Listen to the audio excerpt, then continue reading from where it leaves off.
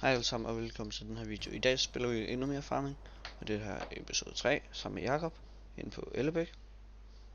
Jeg skal til at høste 2 marker, og Jakob han skal til at slå noget græs, og der vil være link til vores Discord og hans YouTube kanal. Så jeg vil gå i gang. Jeg spørger ham lige om han ved hvad han skal. Ved du hvad du skal, Jakob? Ja, jeg skal slå græs. Okay. Ved du hvad du skal? Ja, jeg skal ud og høste. Vi ses. Ja, det gør vi. Som vi så lige kan se her, så har jeg 2 forskellige på et skærper, og så er det bilen. Og min majtaske det er for at vi har det her. Vi skal ud og både tage noget korn og noget majs. Det kan rundt.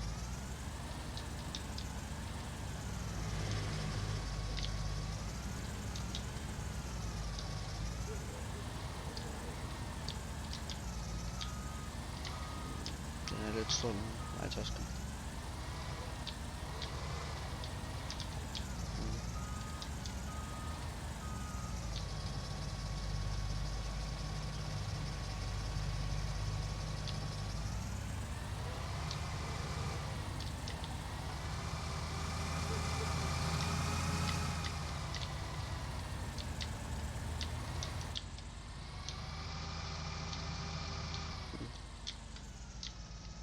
De marker Jakob han skal ned her, det er en der hedder Mark 52 og 77.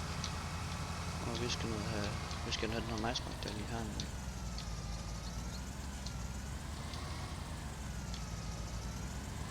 Majsmark her. Og så kornmarken lavet lige her også. Så der vi starte på kornmarken.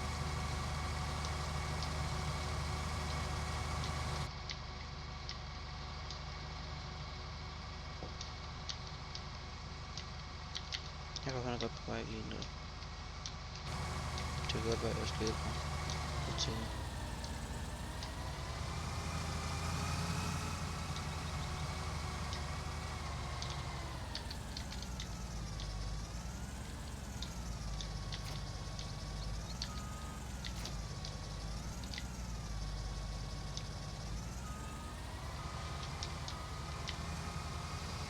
Så må husk at skrive i kommentaren, hvis I har noget spændende nu. Vi skal prøve at lave eller spille. Der er ikke så meget endnu. Men jeg vil sige, at vi går i gang med den her mark.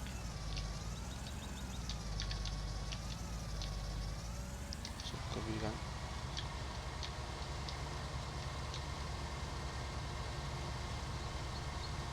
Og der er altså ingenting, vi skal gå samle op herefter.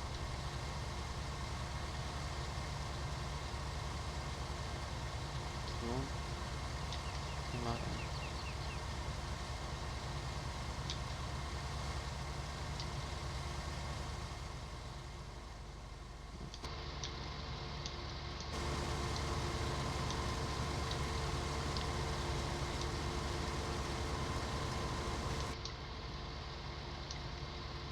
Ja, jeg har sagt til Jacob, det kan godt være, han skal komme og køre fra mig, hvis det bliver.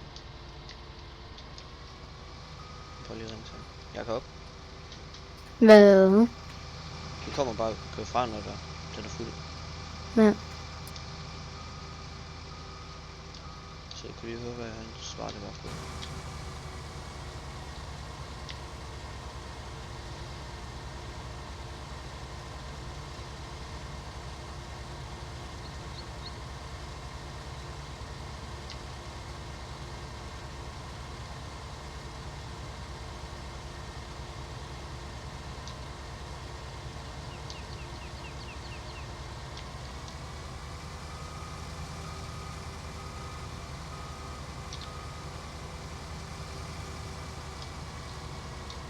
Det er lidt sjovt, jeg har ude på sådan en majtaske herfra.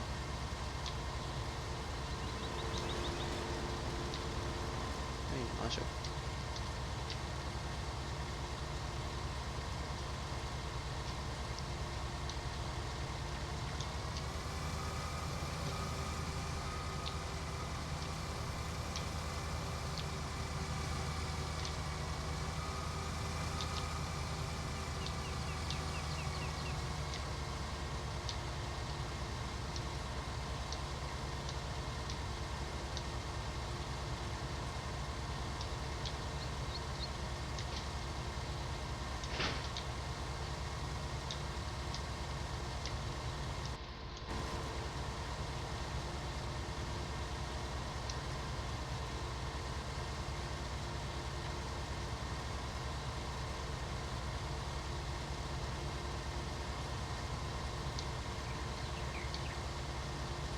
Det var første nummer.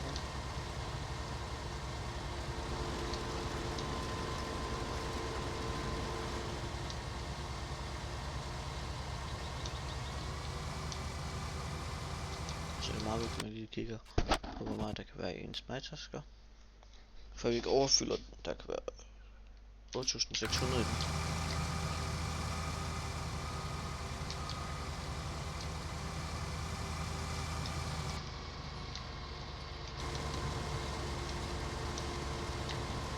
Det var bare mig på den der vogn der.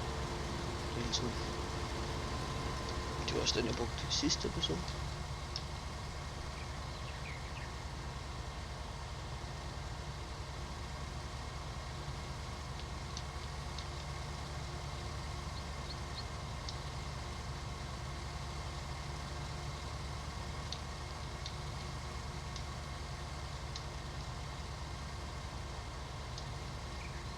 Næste episode, det bliver noget, vi skal tage.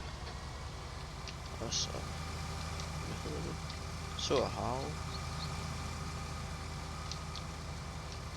Jeg tror lige, vi kører frem og tilbage foran.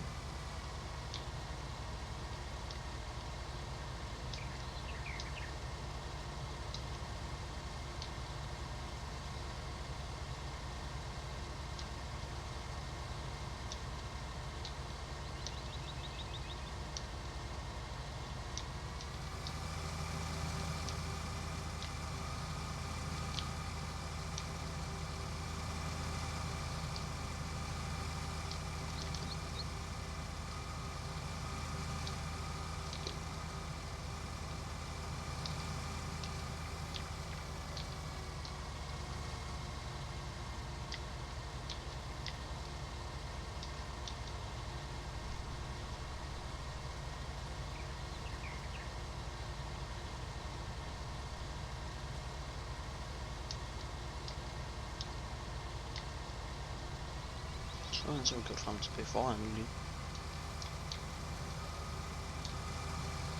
Nu skal vi have noget.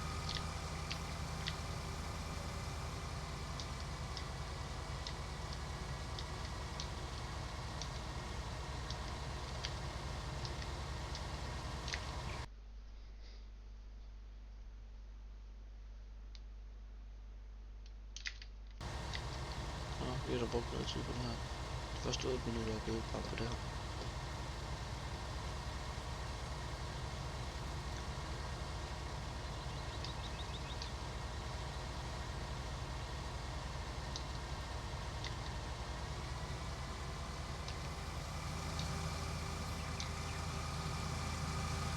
Så skal vi lige tage foran her.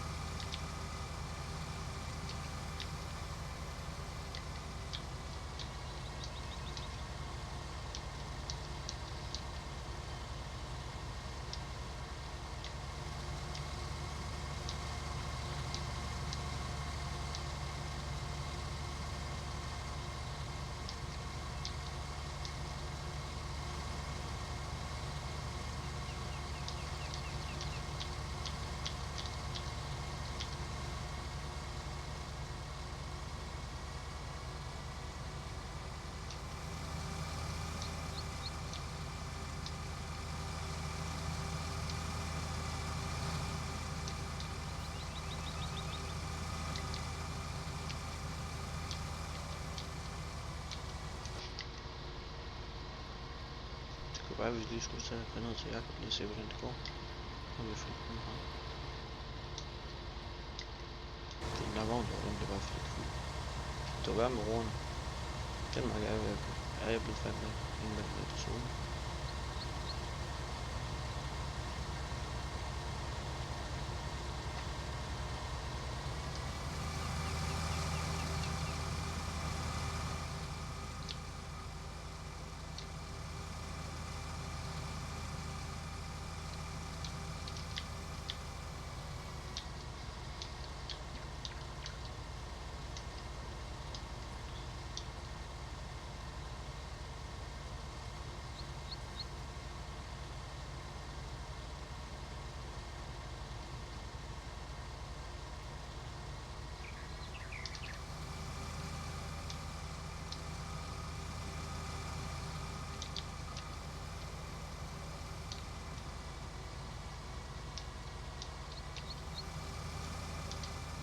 Vi har taget godt ud.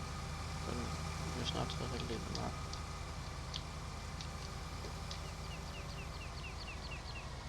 Skal vi prøve at lave en lille konkurrence ned i kommentaren? Skriv ned i kommentaren, hvad I tror den her marker den har kostet.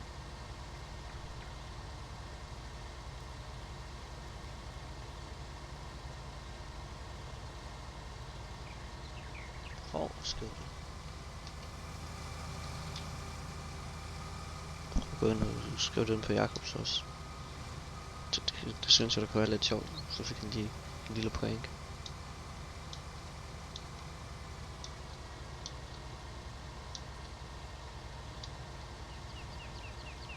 Jeg prøver lige at spørge Jakob, hvordan går. Jakob, Hvad? hvordan går det?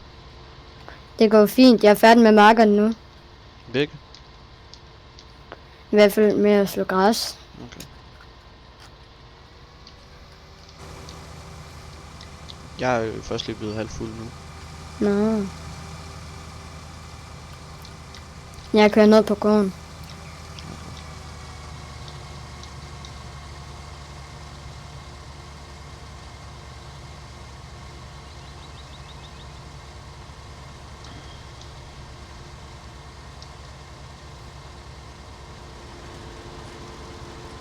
Skulle man prøve at sige til Jakob, at... Eller jeg kunne også køre en lidt sjovere ind. I næste video, hvor jeg skal gætte nogle mange penge vi har brugt på mappet. Ja, hvor meget vi har brugt på alle vores maskiner. Det kan I lige prøve. Den prøver vi at lave til næste video.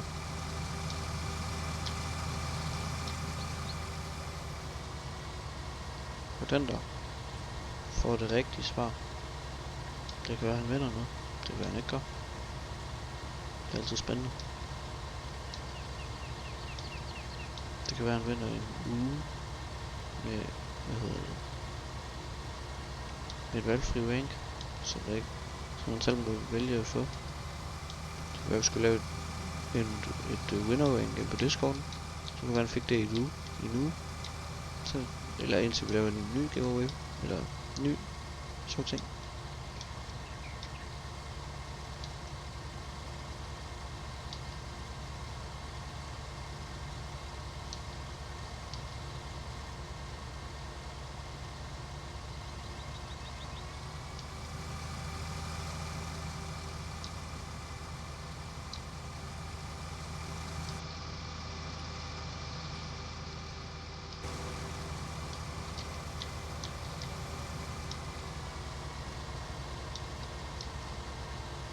Og vi er også snart færdige med den her mark.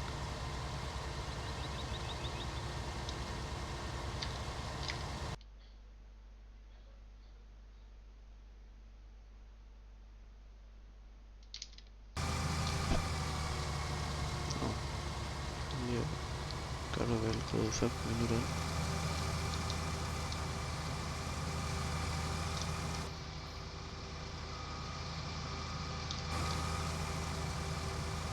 Og bare rullet den græsmark, jeg har sat altid over på. Jeg har spottet mig, vi har fået lov til at gøre det.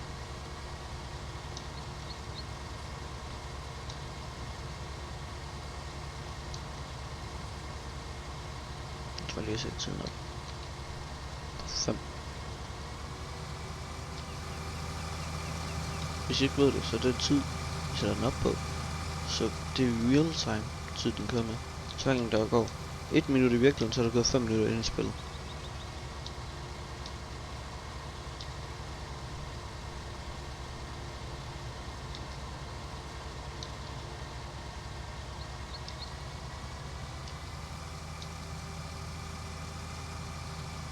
Nå, vi bliver ikke engang fyldt nu.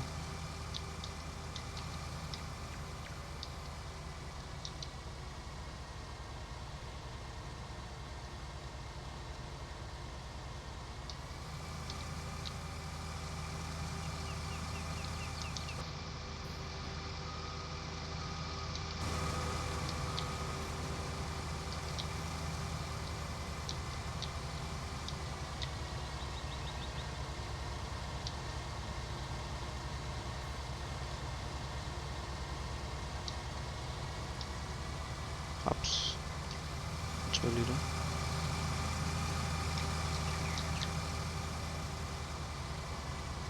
Skal lige prøve at kigge. Han er nede på 52 nu for at samle det sammen.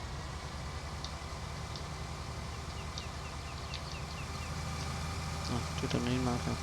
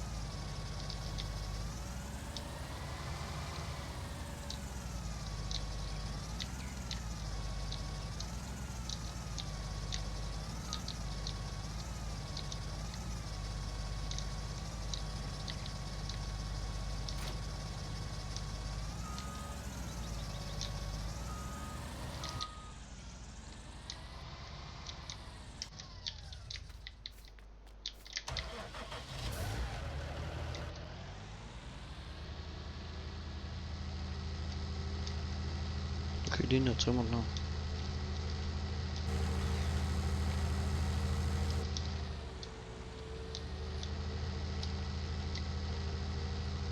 Skal vi lige prøve at køre ned til og se hvordan det går ned herfra.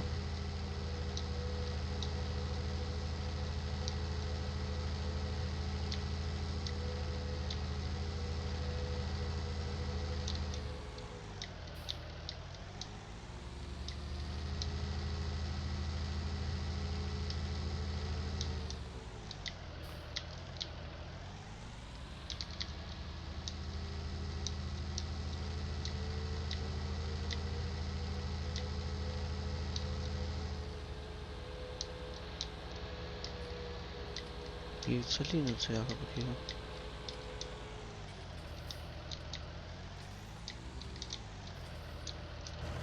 Jeg tror godt vi kan komme ind her. Vi kunne lige komme ind. Ikke på. Godt, slå en ramt det.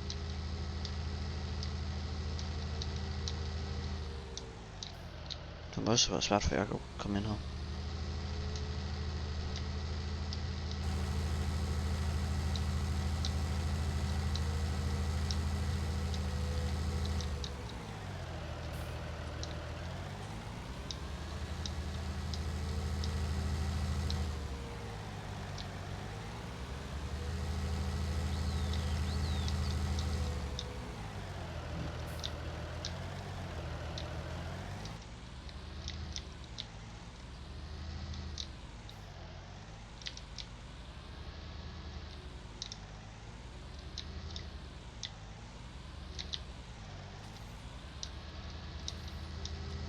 Okay, lige over til.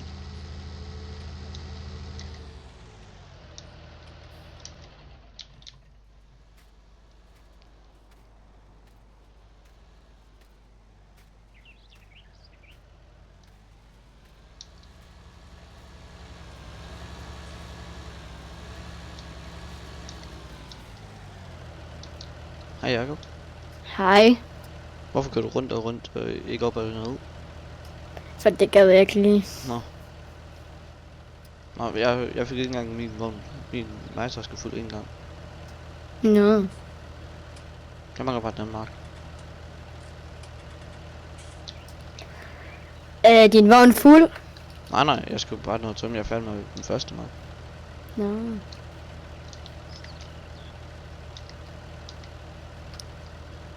Og vi skal lige have malet den der. Hvad fint? Den her. Ja.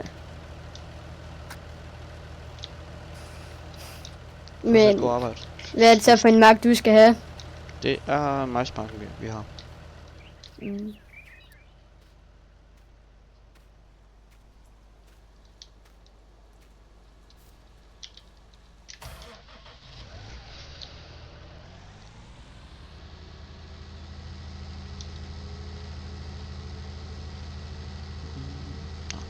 Vi bliver nødt til at tage den. Vi bliver nødt til at tage en spærvej.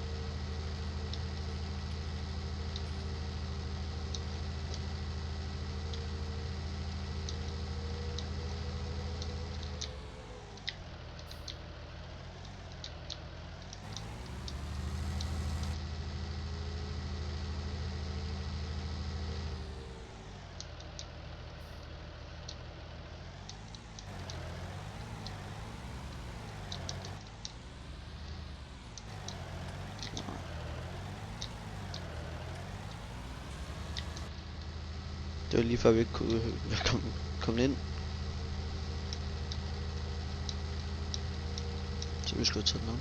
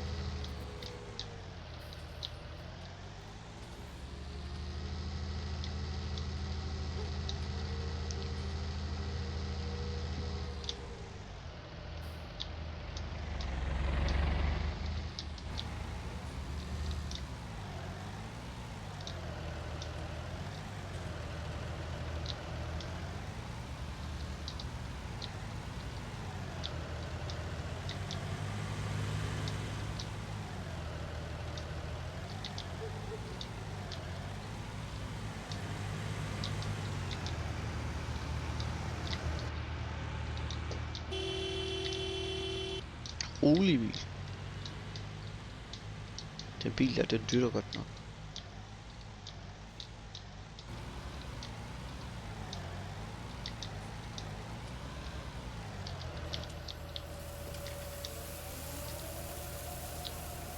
Så den ved at lave grisefod nu.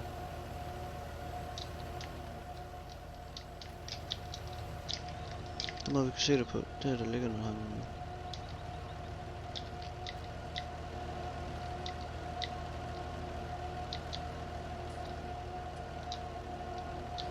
Så. Nu kører vi op til vores majsmark. Så vi får taget den.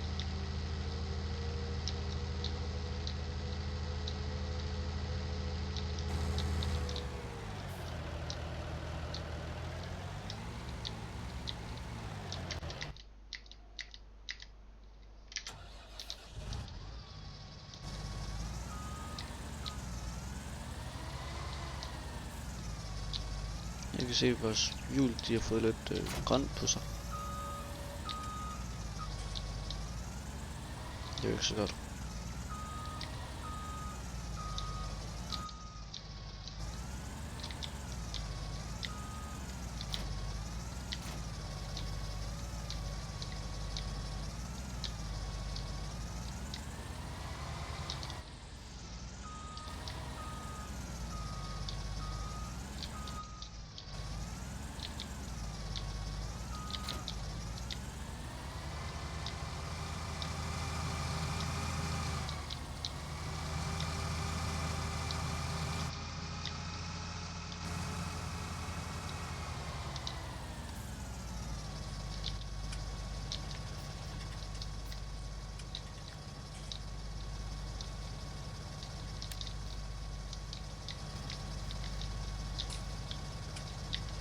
Nej, der er meget græs på den her.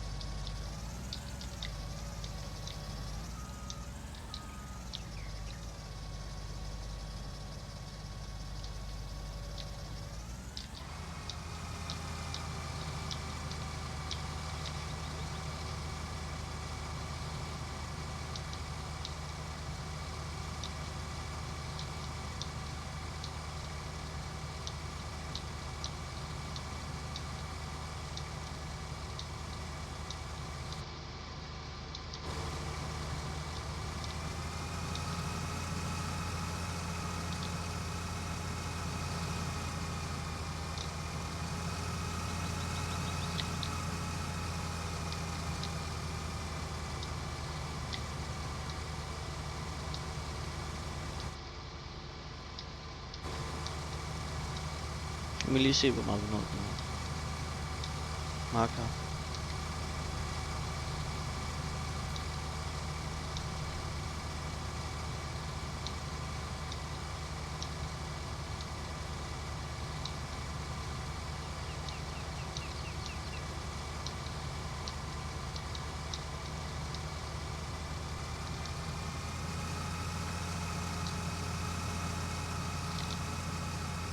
Den mærke der, den skal lige få slut på.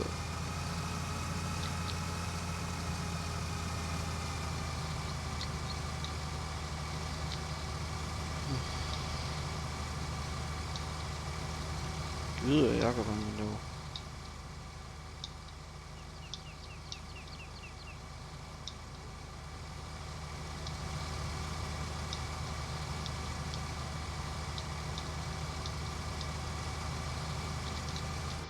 Tror jeg, han vækker noget.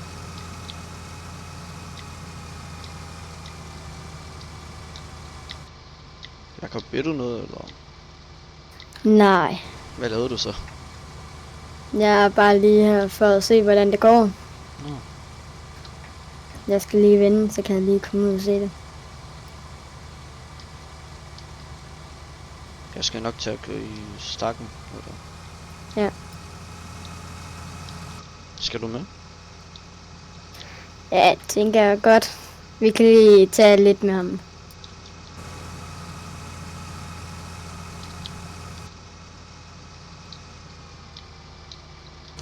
Du er jo så langt foran. Ja. Jeg er nået dertil, hvor jeg skal samle op nu. Nå, vil du hellere gøre det her? Ja, hvad? Vil du hellere gøre det her? Nej. Efter den halve time, du brugte sidst. Jeg har ikke brugt en halv time. Det var sidst. Ja, sidst.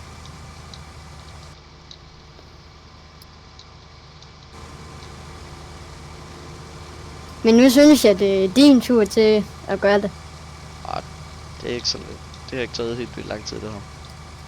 Hvor lang tid har det taget? 20 minutter. 20 minutter. Men når det skal høste hele marken, så tror jeg, det kommer til at tage omkring en halv time. Ja. Du har kun høstet lige her rundt. Det gør det nok. Ja. Jeg var lige ved at riste dit fine skærbord til majtaskerne. Hvad? Ej. Jeg kørte lige ind mellem træerne. Eller ikke. Jeg kørte på vejen, men så da jeg kom hen til et skærbord, der kørte jeg så op på græsset, og så lige kunne komme rundt.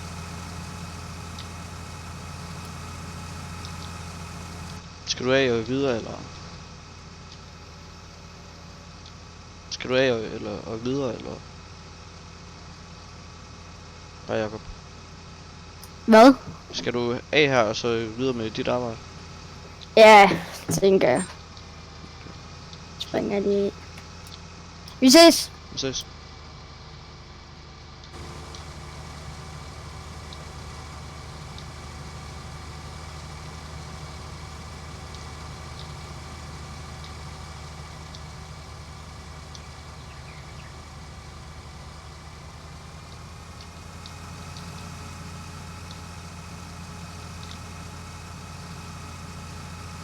Jeg kører lige ud på vejen, venner.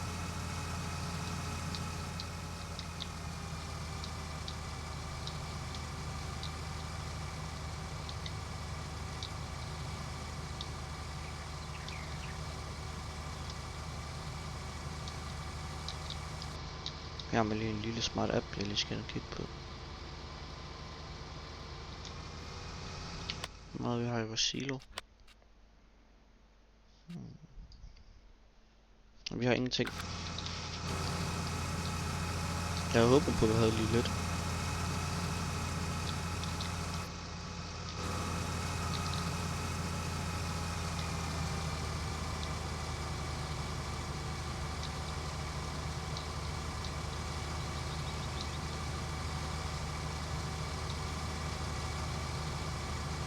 Vi er snart færdige.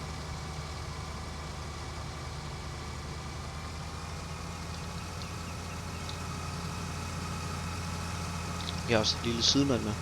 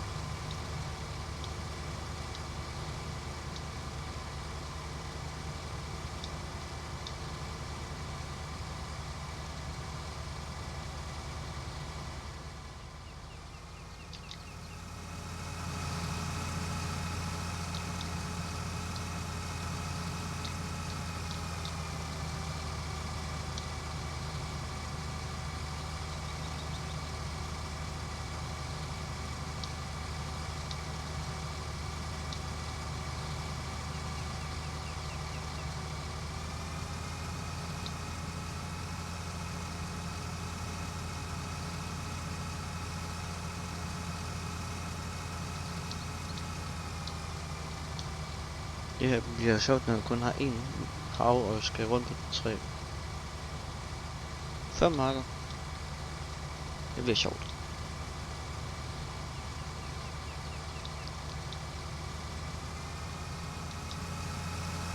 Det kan godt være mellem episoden, der køber vi lige en. Så det kan godt være, at vi ikke har lige så mange penge.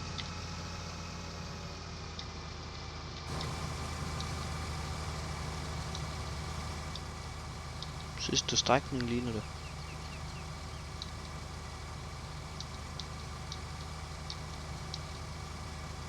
Ja.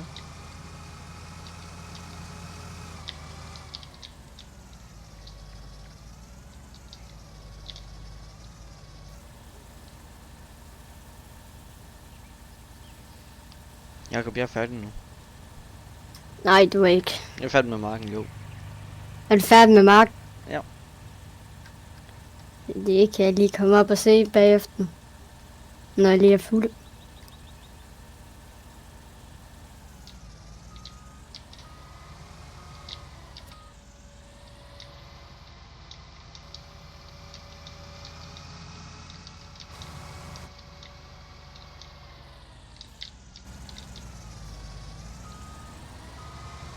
Så er vi færdige for den opgave, vi havde for i dag. Eller vi har lige en mere, og det kan jeg stakke for Jakob. Jakob, skal jeg bare tage din lige og køre i stak for dig? Ja. Okay.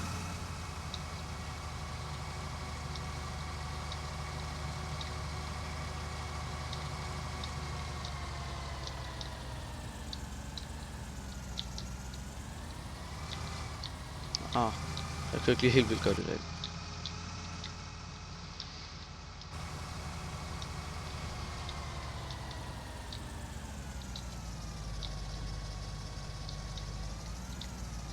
Jeg rammer.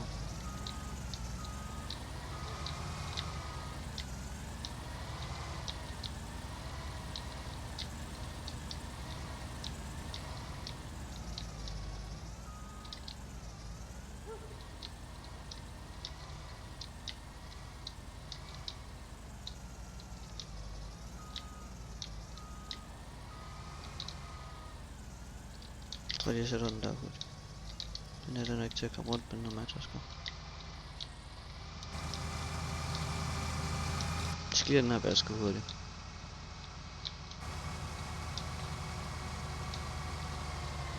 Nej, vi har ikke en til at vaske det der.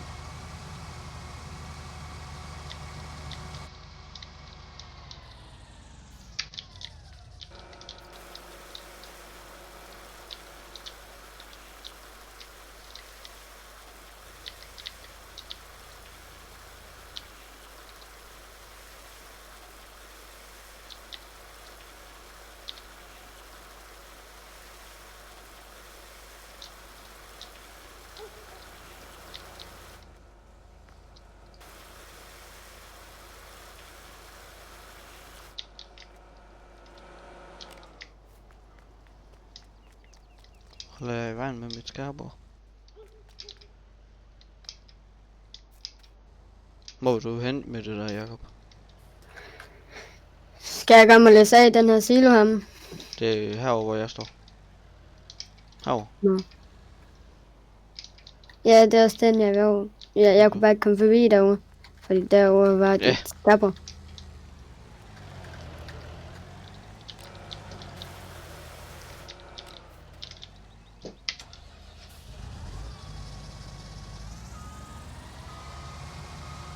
Hvad laver du, Jacob?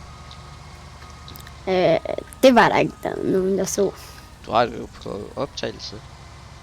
Åh ja. Så der var jo mange, der så det. Ja.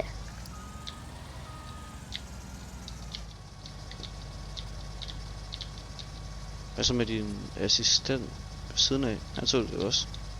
Hvem ved? Nu er jeg ikke spillet dum. Nå.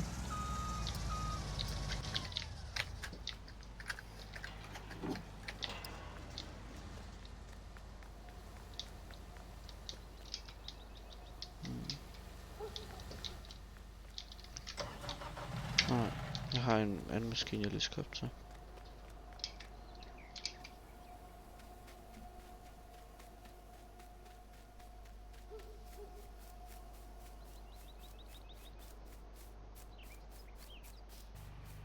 Vi går lige her ved siden af, så vi ikke tramper kornet ned.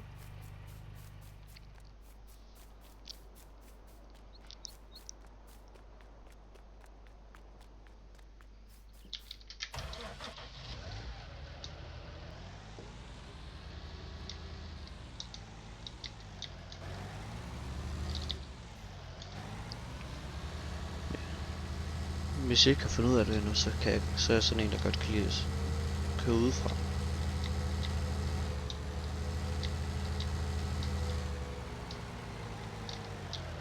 Jeg tror lige, vi gør sådan her. Og så løber vi alt, hvad vi kan her. Lige kigge på det. Det der, nej, det der. Jeg har ikke brug for endnu. Nej, vi skal bare dernede på. Goddag, Jacob. Goddag. Hvad vil du? Tænker snart, det stopper. Okay, du tager vej hjem hvis der. Ja.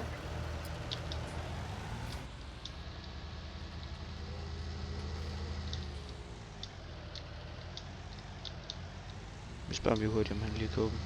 Jakob, kan du lige åbne porten heromme for os? Ja. Du må også godt lige flytte den der vogn, der står derinde.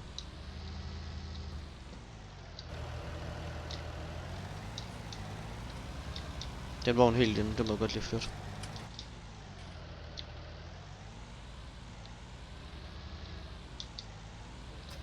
Så kan du bare komme.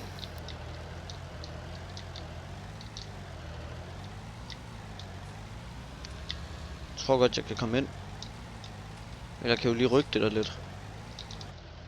Hvad for en? Den der røde en. Den her. Ja, gødningsbræden.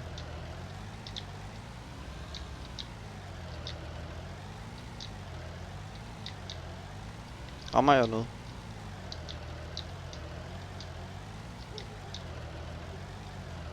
Rammer jeg noget? Nej, du har mærket noget.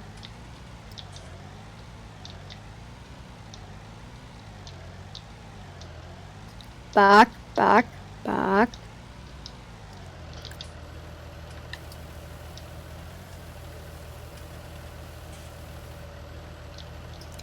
Jeg tænker lige at køre om og eller jeg løber om lige og kører lidt i stakken. Og så stopper jeg videoen. Nej, det skal jeg nok tage. Til start. Jamen jeg tager. Kan jeg ikke lige hente et des mere, hvis der er? Jo, det kan vi godt. Eller jeg kan også godt gøre det, hvis der er. Ah nej.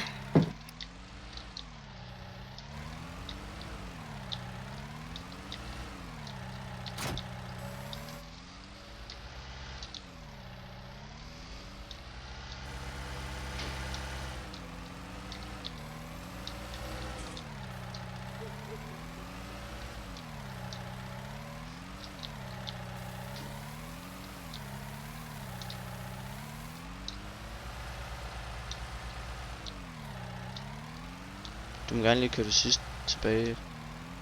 Ja, men Er der meget mere dernede? ja, vi lige komme herned, når det du har tid. Har du taget den første mark? Nej, ikke den første mark allerede. Jeg kommer lige ned til det, fordi så kan vi lige tage noget med tilbage på vejen. Ja.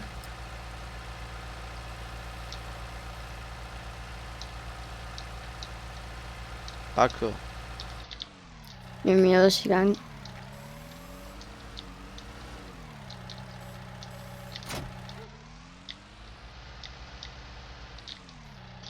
Vi tager lige og bestiller den. Hurtigt, den der. Den her.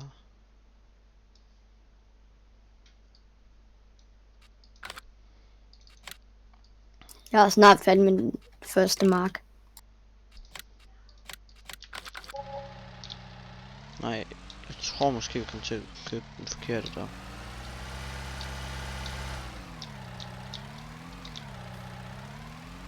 Jeg vil lige tage at købe den op på plads. Hurtigt.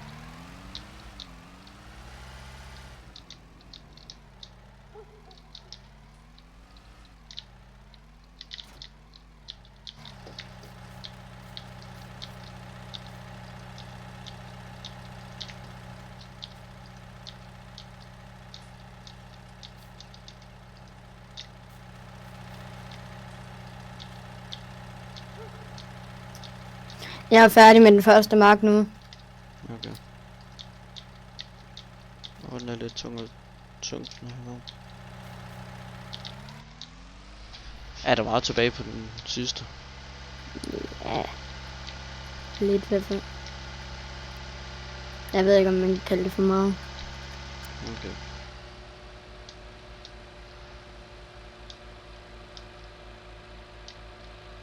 Jeg tror, jeg kører ned til Jakob, så holder vi. Og så laver vi en afslutning dernede. Jakob, Hvad? jeg er så fri for i dag, når jeg kommer ned til dig. Ja. Jeg tænker, at tage fri for i dag, når jeg lige kører på gården igen. Nej, vi er jo fri på samme tid. Nå ja. Du kan bare lade det stå. Okay.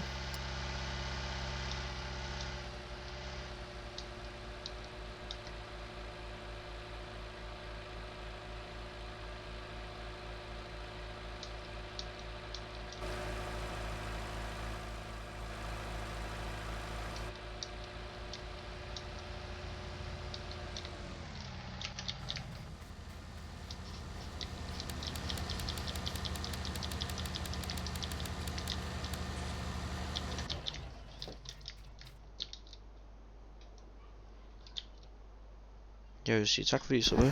Har vi fri nu? Ja. Jeg vil sige tak fordi I så med. Husk at like og subscribe. Og vi ses i næste episode.